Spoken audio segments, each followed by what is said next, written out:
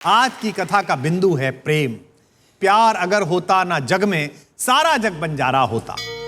आज प्रेम की कथा कहते हुए मैं प्रेमावतार भगवान श्री कृष्ण की बात करूंगा, जिसकी लीलाओं में प्रेम ही सबसे बड़ा प्रतीक है। बचपन में भगवान अपनी बाल लीलाओं के लिए प्रसिद्ध थे। उनका बचपन ठीक वैसा ही था जैसा किसी ठीक बचपन को होना चाहिए। आनंद में डूबा हुआ, एकदम सरल, खूब चंचल। प्रेम का पर्याय लगते ऐसे बचपन को तो सब दुलारते हैं। पूरा ब्रज कृष्ण से मिलने के बहाने ढूंढता था। गोपिकाएं तो मां यशोदा के पास हर दूसरे दिन शिकायतें लेकर ही इसीलिए जाती थी कि इस बहाने जिसकी शिकायत कर रही हैं शायद उसके साथ खेलने का, उसे देखने का मौका मिल जाए। शिकायत लेकर गोपिकाएं पहुंचती तो मां भी लाड़ में खूब नाराज होती। कान्हा बहुत देर तक प्रेम से मां को सफाई देते, मां मैंने तो माखन खाया ही नहीं था और कब खाऊंगा, सुबह ही सुबह तो तूने मुझे गाय लेकर वन भेज दिया था, वहां पूरा दिन निकल गया, आने में शाम हो गई। ये गोपिकाएं सब झूठ फैलाती हैं। इतनी ऊंचाई पर माखन रखती है मां कि मेरे छोटे छोटे हाथ नहीं पहुंच पाते। ये बताना नहीं चाहते थे कि मैं अपने दोस्तों के कंधों पर चढ़कर मटकी फोड़ देता हूं। मेरे मुख पर माखन लगा जाती हैं, फिर आपसे शिकायत करने आ जाती हैं और आप इतनी भोली हैं कि इनकी बातों में आ जाती हैं। जब एक छोटा बच्चा इतने प्यार से सफाई दे हमारे घरों में, तो हम सब उसकी छोटी शैतानियां और बदमाशियां समझते हुए भी उसकी वाणी पर सम्मोहित हो जाते हैं। ऐसे ही मां यशोदा मुस्काकर इस बाल गोपाल को गले लगा देती और गोपिकाएं हंसकर अपने घर चली जाती। इसी मनुहार में, इसी प्यार में और प्रकृति के द्वारा भेजे गए इस उपहार यानी कन्हैया के सत्कार में पूरा एक युग बीता है, जिसे द्वापर कहा जाता है। कान्हा से पूरा ब्रज प्रेम करता था क्योंकि कृष्ण को अपने देवत्व पर अहंकार नहीं था। और कथा सुनने वालों ध्यान रखना, प्रेम का अगर कोई सबसे बड़ा शत्रु है तो वह अहंकार है। एक बार परम सत्ता का साक्षात्कार हो जाए तो अंदर का अहंकार मिट जाता है। जब मैं था तब हरि नहीं, अब हरि है मैं ना है, सब अंधियारा मिट गया जब दीपक देखा मां। कृष्ण ने भी अहंकार को दूर रखा, सब पर प्रेम लुटाया। सब गोपिकाएं दीवानी थी, लेकिन एक गोपिका कुछ ज्यादा दीवानी थी, जिसे हम सब वृषभानुजा अर्थात राधा के नाम से जानते हैं। जब कृष्ण ब्रज छोड़कर मथुरा चले गए तो गोपिकाएं उनके विरह में पागल हो उठी।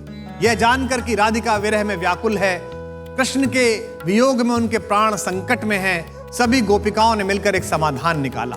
सारी गोपिकाएं मिलकर स्वयं नंद बाबा के घर पर पहुंची और विश्व के सबसे पहले आमरण अनशन की चेतावनी कृष्ण के वियोग में बेचैन गोपियों ने एक युक्ति के माध्यम से प्रस्तुत की और कहा कि राधिका जी हैं तो जी हैं सखी, न तो पी हैं हलाहल नंद के द्वारे। इस स्वाभिमान की नदी के दो पार कर्तव्य और प्रेम दो चीज खड़ी हुई हैं। एक तरफ कर्तव्य है कृष्ण का, जो उन्हें मथुरा का अधिपति बनाकर एक स्वराज की स्थापना के लिए प्रेरित करता है, और दूसरी तरफ एक पागल पुकार है जो केवल प्रेम और प्रेम जानती है। इसमें मिलना बहुत मुश्किल है।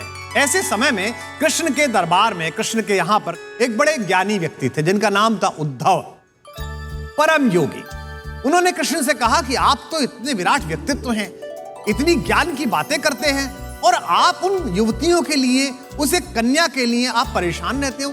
कृष्ण ने कहा, यार तुम मित्र ज्ञानी तो बहुत ज्यादा हो, मैं तो समझ गया हूं, लेकिन जो दूर महिलाएं रहती हैं उनको तुम समझाओ। मैंने उन्हें वापस आने का वचन दिया था, लेकिन यहां तो इतने आवश्यक काम है, मैं जा नहीं पा रहा हूं। आप तो महान योगी हैं, इतना सारा ज्ञान का सरप्लस लेके बैठे हुए हैं, थोड़ा उस पार भी सप्लाई कर आइए।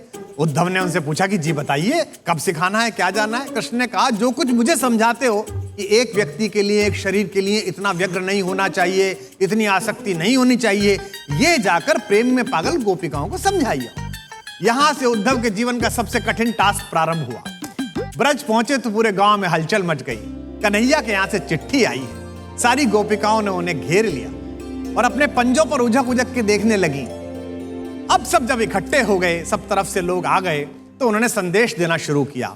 यहां त्रिकुटी में भगवान को देखो, ये अंदर सांस भरो फिर बाहर निकालो, आत्मा परमात्मा के भेद बताने लगे। गोपिकाएं परेशान हो गई, वो प्रेम के लिए आई थी, ज्ञान के लिए नहीं आई थी।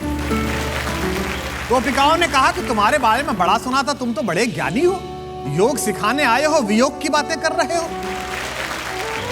उद्धव सोच रहे थे निरुत्तर होकर कि क्या उत्तर दूं। तभी दूसरी गोपिका ने मजाक उड़ाते हुए कहा कि तुम भी गजब आदमी हो भाई, ऐसे आदमी के साथ रहते हो जो पूरी दुनिया को प्रेम सिखाता है, अनुराग सिखाता है, उसके साथ रहकर भी तुमने ये सीखा कि राग से बाहर निकलो तो तुम्हारा कुछ नहीं हो सकता। सिखाने गए थे उद्धव गोपिकाओं को ज्ञान, लेकिन लौटे सीखकर प्रेम और अहंकार का निस्तारण।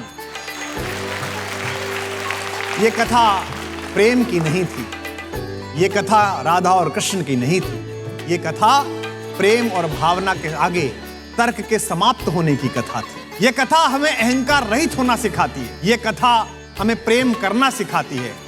याद रखिए, कृष्ण जब विश्व को अपने रौद्र रूप को दिखाने वाला, अपने क्रोध को दिखाने वाला, अपनी भगवत्ता को दिखाने वाला, अपनी शक्ति को दिखाने वाला सुदर्शन चक्र उठाते हैं तो केवल एक उंगली का सहारा लेते हैं, लेकिन जब प्रेम की धुन निकालने वाली बांसुरी उठाते हैं तो दोनों हाथों से संभाल कर उसे बजाते हैं।